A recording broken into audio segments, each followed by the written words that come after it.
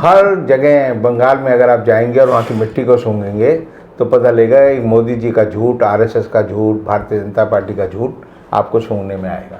ने जो आरएसएस की शाखाओं में इतिहास पढ़ाया जाता है वो वही इतिहास है जिसमें नेहरू जी को कहते हैं कि ये मुल्ला है, ये जिसे कहते हैं कि इंदिरा गांधी जो है मुल्ली थी, ये कहते हैं कि मोतीलाल नेहरू जो था फलाना कोतवाल था लेकिन मुसलमान था। मोदी जी और मोदी मीडिया जो है आज भी विकास के मुद्दे पे बात नहीं करता, रोजगार के मुद्दे पे बात नहीं करता, महंगाई के मुद्दे पे बात नहीं करता, लोगों की जो आर्थिक स्थिति खराब हो रही है उस पर बात नहीं करता।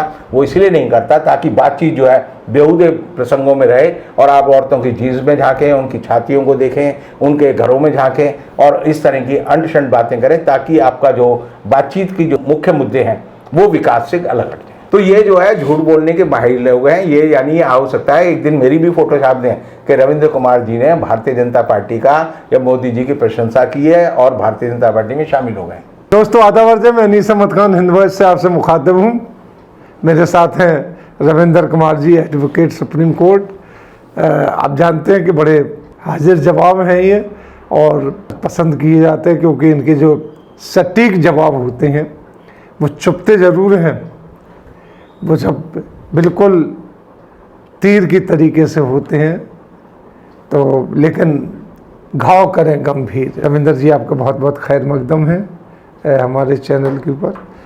रविंद्र जी एक बात बताइए, जिस तरीके से पश्चिम बंगाल का चुनाव चल रहा है आप देख रहे होंगे, उसमें बातें बहुत बड़े बड़े किए जाए, मैनिफेस्टो भी आया, तो मैनिफेस्टो को तो पढ़ के लगता है कि बंगाल में कोई प्रॉब्लम रहेगी ही नहीं और लड़कियों को हज़ारों रुपये महीना मिलेगा, कोई भी प्रॉब्लम नहीं रहेगी। अब ऑल उसमें है कि सीए लागू होगा और घुसपैठिए कोई नहीं आ पाएगा, जबकि सब लोग जानते हैं घुसपैठिए आ रहे हैं, इससे पहले भी आ रहे हैं, आसाम में भी आ रहे हैं, सब जगह आ रहे हैं, लेकिन वो नैरेटिव फिर दोहराया गया। और मैनिफेस्टो में अभी मैनिफेस्टो तो कहते ही नहीं है बीजेपी वाली, ये उसको संकल्प पत्र कहते हैं। इन्होंने नई चीज़ बदली है लेकिन वो संकल्प कभी आज तक हमने पूरा होते नहीं देखा। हाँ एक चीज़ पूरी हुई कि इन्होंने कहा कि इतने ट्रिलियन 5 ट्रिलियन इकॉनमी बनाएंगे, तो उन्होंने इकॉनमी ले जाके 5 अरब भी नहीं रहने दी देश की। तो आप क्या समझते हैं इन सब चीज़ों के ऊपर? हम टोटली एनालिसिस चाहते हैं आपसे इन सब चीज़ों का। बंगाल में जो चुनाव हो रहे हैं वो इस मामले में एक विचित्र चुनाव है क्योंकि वहाँ पर झूठ की कारपेट बॉम्बिंग हो रही है। कारपेट बॉम्बिंग हर जगह बंगाल में अगर आप जाएंगे और वहाँ की मिट्टी को सूंघेंगे तो पता लगेगा एक मोदी जी का झूठ, आरएसएस का झूठ, भारतीय जनता पार्टी का झूठ आपको सूंघने में आएगा। क्योंकि आपने जैसे कहा कि भारतीय जनता पार्टी ने कहा कि हम घोषणा पत्र जारी नहीं कर रहे, संकल्प पत्र जारी कर रहे हैं, तो संकल्प से ज़रा लगता है मामला बड़ा जोरदार है, उसमें तेज़ी आ जाती है, जवानी आ जाती है, रवानी आ जाती है और सामने वाले को बेवकूफ़ बनाने में आसानी है।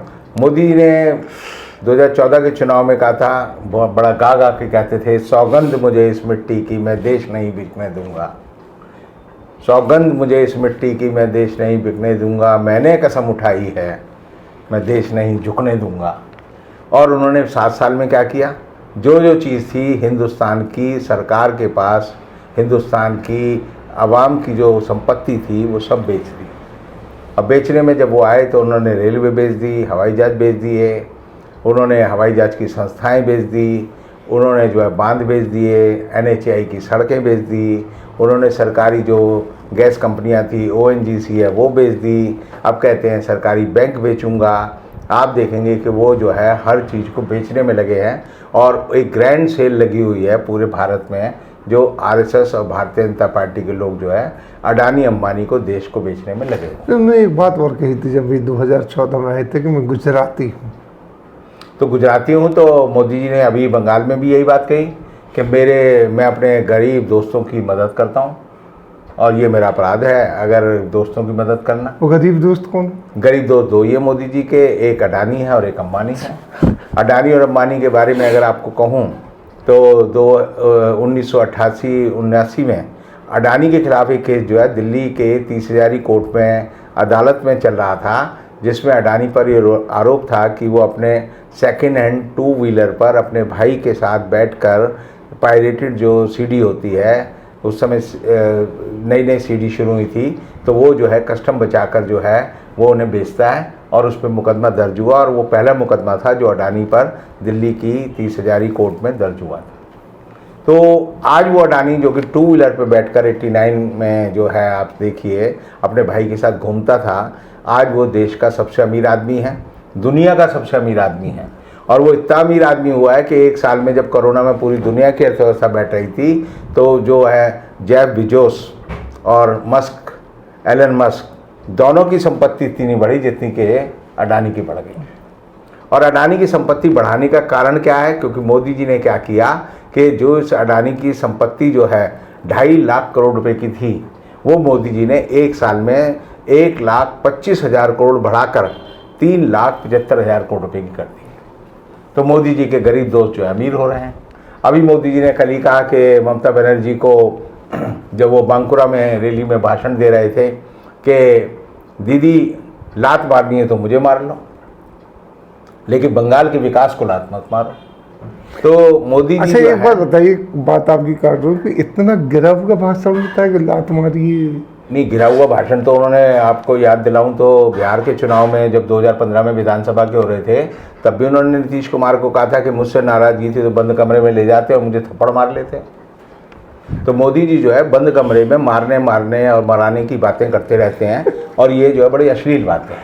तो मैं सोच रहा था कि मोदी जी ऐसी जबान क्यों बोलते हैं?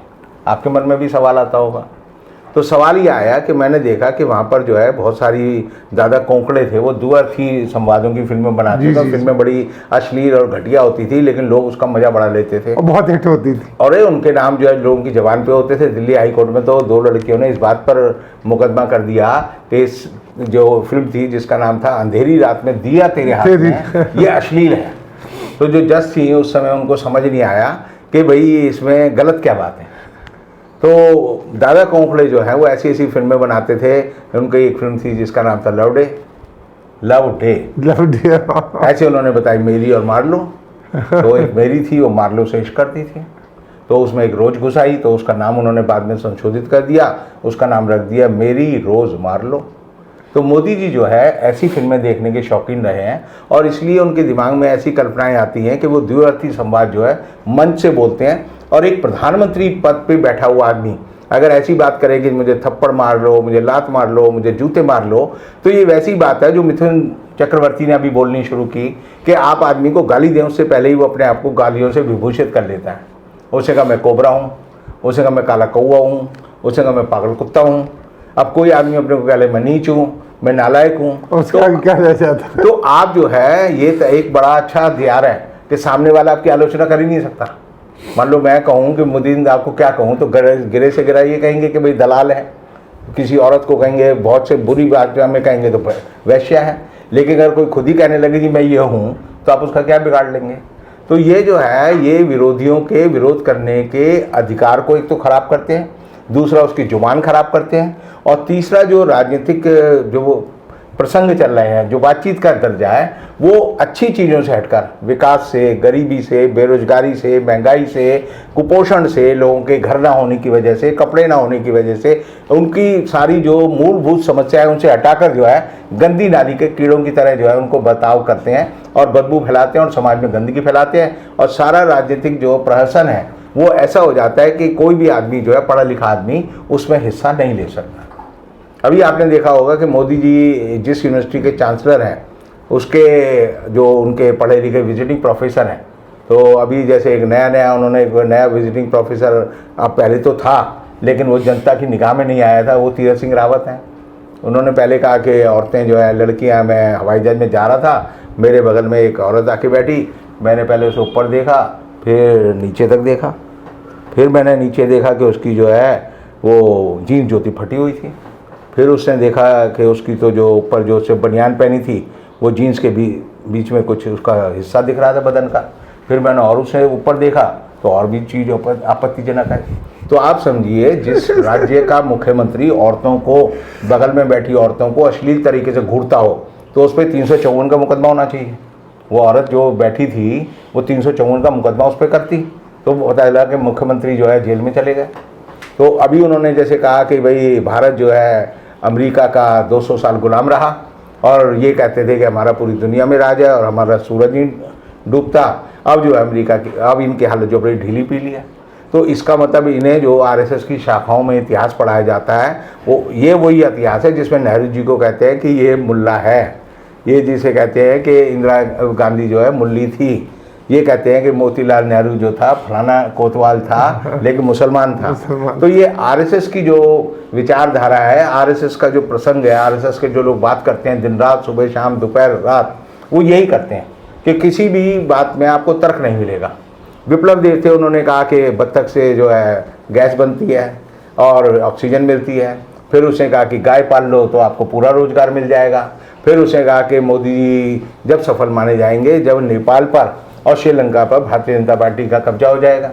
तो अब मोदी जी जो है बंगाल जा रहे हैं, तो बंगाल में मोदी जी के जाने की खबर मिलते ही लोगों ने, लाखों लोगों ने, 24 लाख लोगों ने 20 तारीख को प्रदर्शन किया और आने वाले दिनों में उन्होंने कहा है कि मोदी जी आएंगे तो हम उनका विरोध करेंगे। और वहाँ की सरकार को आधिकारिक बयान देना पड़ा कि मोदी जी की सुरक्षा को खतरा नहीं है। लोग अगर कोई आंदोलन करते हैं, चाहे वो मुसलमान हो या और कोई लोग हों, तो हम उनसे मोदी जी की किसी भी रास्ते को या उनकी सुरक्षा को खतरा नहीं होने देंगे।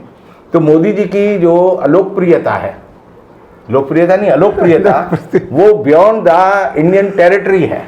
अब वो मान लो अमेरिका जाएंगे तो वहाँ पर किसान खड़े हो जाएंगे, मोदी जी अगर लंदन जाएंगे तो वहाँ पर किसान खड़े हो जाएंगे। हर जगह मोदी जी जो है पूरी दुनिया में उस तरह कुख्यात हो गए हैं कि जितना कुख्यात सिर्फ इतिहास में 3 ही आदमी हुए हैं, एक था हिटलर, एक मुसोलिनी और एक स्टालिन। अब मोदी जी ने जो है इन तीनों महापुरुषों की सारे गुणों को आत्मसात कर लिया है। और झूठ बोलने में तो आप देखते होंगे कि भारतीय जनता पार्टी सुबह से झूठ बोलती है, रात भर झूठ बोलती है। अभी जो एक विज्ञापन छपा है, मोदी जी ने बंगाल में छपाया कि हमने 24 लाख महिलाओं को छत दी, घर दिए। तो जब एक रिपोर्टर के मन में आया कि इसकी जांच करूं, तो उसे वो औरत मिल भी गई, क्योंकि उन्होंने जिस टेक्निक का इस्तेमाल किया उससे पता चला कि ये औरत है। और वो ऐसा हुआ कि उस औरत को लोगों ने आकर सुबह कहा कि भाई तेरी फ़ोटो अखबार में छपी है। तो उसने कहा मेरी फ़ोटो क्यों छपेगी। तो ये बात जब लोगों ने उसका अखबार दिखाया तो उसने देखा हाँ जी मेरी फ़ोटो छपी है। तो ये बात फैलते फैलते जो है उसी इलाके की जो एक महिला पत्रकार थी उस तक पहुंचा। तो उसने जब उस औरत से इंटरव्यू किया तो उसने कहा कि मैं जो है बाबू घाट पर जो शौचालय बन रहे होते हैं उनका निर्माण कर रही थी, तभी की ये फ़ोटो है। पीछे जो नज़र आ रहा है शौचालय है और मैं बना रही हूँ, और मेरा घर जो है, मैं तो झोपड़ी में रहती हूँ। उसने अपना सारा घर दिखाया और कहा कि हम तो इसका 500 रुपये किराया देते हैं। तो आप देखिए प्रधानमंत्री मोदी जो है चुनाव में जीतने के लिए झूठ बोल रहे हैं, और ऐसा झूठ बोल रहे हैं जो सार्वजनिक पैसे से झूठ बोला जा रहा है कि क्योंकि सार्वजनिक पैसे से ही 24 लाख मकानों को देने की बात थी। लेकिन चुनाव आयोग को इस सार्वजनिक झूठ पर तुरंत जो है स्वतः कार्रवाई करनी चाहिए, लेकिन वो जो है आँख पर आग यानी सो रहा है, बंद है। तो इसी तरह मोदी जी ने एक बार आपने देखा होगा जब मनरेगा में और ये हुआ था कि ये आया कि मजदूरों को, हमने औरतों को जो है सब्सिडी पहुंचाई है, तो आपने देखा होगा पुण्य प्रसून वाजपेयी ने उस औरत का इंटरव्यू किया 2 दिन बाद जाकर छत्तीसगढ़ में, और पता चला कि उस औरत को कुछ भी नहीं मिला। तो ये जो है झूठ बोलने के बाहर लोग हैं ये, यानी हो सकता है एक दिन मेरी भी फोटो छाप दें कि रविंद्र कुमार जी ने भारतीय जनता पार्टी का या मोदी जी की प्रशंसा की है और भारतीय जनता पार्टी में शामिल हो गए। इनको किसी से पूछने की ज़रूरत नहीं है। लेकिन मुझे जो लगता है कि जो चुनाव हो रहे हैं मोदी जी के लिए इस समय जो है ये जीने और मरने का सवाल है। जीने मरने का सवाल यह है कि पूरी की पूरी भारतीय जनता पार्टी की जो लोकप्रियता है उसके खिलाफ जो लोगों की घृणा है, घृणा शब्द इस्तेमाल कर रहा हूँ, वो एक तरह से घर घर पहुँच गई है। हाल यह है कि अभी इन्होंने 148 जो विधायकों की उम्मीदवारों की सूची जारी की, उसमें जो है आप देखेंगे कि एक साहब थे, उन्होंने कहा जी मैं तो जो है मेरी बीवी तृणमूल से लड़ रही है, मैं तो उसका प्रचार कर रहा हूँ। एक शिखा मित्रा थी, उसने कहा कि मैं सोमन मित्रा की बीवी हूँ और मैं कांग्रेस में हूँ, मैं तो टिकट मांगा ही नहीं, मैं क्यों चुनाव लड़ूंगी। इसी तरह आप देखेंगे कि इन्होंने एक मानिकन लड़का था, MBA है, जो राहुल गांधी की जो कॉन्स्टिट्यूंसी है केरल में, वहाँ पे वो जो है NGO चलाता है, उसको इन्होंने टिकट दे दिया। तो उसने कहा मेरे को टिकट मांगा ही नहीं, मैं लड़ूंगा ही नहीं, मैं इनसे क्यों लड़ूँ, ये मेरा इस्तेमाल करना चाहते हैं। यानी कि जिस पार्टी के उम्मीदवार जो है, अभी एक लेडी थी उसको जो है इन्होंने टिकट दिया पश्चिम बंगाल में, तो उससे पत्रकार ने पूछा भाई तुम्हें किस पार्टी से टिकट दिया है, उसने कहा मुझे तो, मैं तो तृणमूल कांग्रेस की समर्थक हूँ। तो यानी कि भारतीय जनता पार्टी एक तरह से कॉमेडी ऑफ एरर, ये नाटक जो है अगर किसी मंच पे हो तो बड़ा हंसी आए कि वाह वाह क्या है, ये तो करने की जरूरत नहीं है, ये स्क्रिप्ट लिख के दे दीजिए। जी। नहीं, अच्छा, नहीं। एक चीज और आपने शायद अपने उसमें बताई थी कि जो मिस कॉल पे मेंबर बने हैं, जो ये कहते हैं कि दुनिया की सबसे बड़ी। देखिए मिस कॉल मेंबर है, कोई मिस कॉल मेंबर हो सकता है। मैंने आपको फ़ोन किया और आपने नहीं उठाया तो इसका मतलब थोड़ी कि आप मेरे समर्थक हो गए। अगर मैं मिस कॉल मेंबर हूँ और अगर मिस कॉल मेंबरों को ढूंढा जाए और बीजेपी को अगर आज के दिन जो है अगर ये कर दिया जाए किसी तरह से, जैसे कि 1948 में संघ को जो है एक तरह से बैन कर दिया था, गैर कानूनी करार दे दिया था, तो ये मिस कॉल का मेंबर कहाँ जाएंगे? पुलिस कहेगी चलो तुम जेल चलो। वो उसमें तो मेरा भी नाम है, वो सब मिस कॉल मेंबर में है, क्योंकि हमारी मिस कॉल जो है हमने नहीं की। कोई भी आदमी आएगा कहेगा भाई साहब एक फ़ोन कर लूँ, जैसे मैंने कहा भाई कर ले, उसे फ़ोन मिलाया और मुझे दे दिया, नहीं मिला।